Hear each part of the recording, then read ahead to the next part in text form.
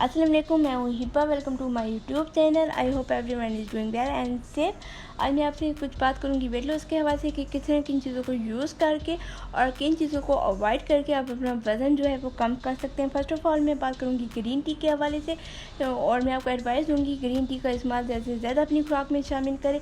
लेकिन इसका मतलब ये भी नहीं है कि आपने कोई डाइट ही नहीं करनी, आपने कोई एक्सरसाइज ही नहीं करनी, सिर्फ ग्रीन टी का इस्तेमाल करके आप चाह रहे हैं कि आपका वज़न कम हो जाए, तो ऐसा नहीं हो सकता। और जो लोग ऐसा चाह रहे हैं वो मेरी वीडियो स्किप करके जा सकते हैं। ये वीडियो जस्ट उन लोगों के लिए जो सच में अपना वेट जो है वो कम करना चाहते हैं। तो इसके लिए आपको क्या करना है, आपको ज़्यादा से ज़्यादा वेजिटेबल्स का इस्तेमाल करना है, ज़्यादा से ज़्यादा फ्रूट्स का इस्तेमाल करना है। आपने अक्सर देखा होगा जो वेजिटेरियन लोग होते हैं वो बहुत स्मार्ट होते हैं और मोटापे का शिकार नहीं होते।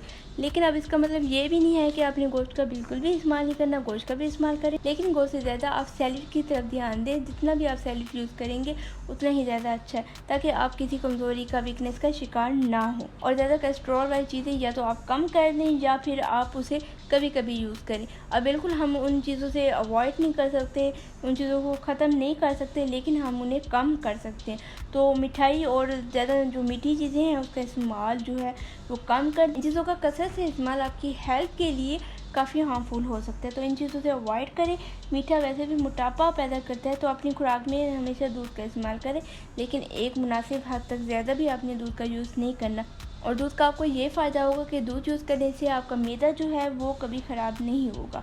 और दही का ज़्यादा से ज़्यादा इस्तेमाल करें, वो मैदे के लिए बहुत अच्छा है। तो इसके साथ दीजिए मुझे इजाज़त। अगर आप इस तरह की और वीडियोज़ देखना चाहते हैं तो please subscribe my channel. Take care, Allah हाफिज़।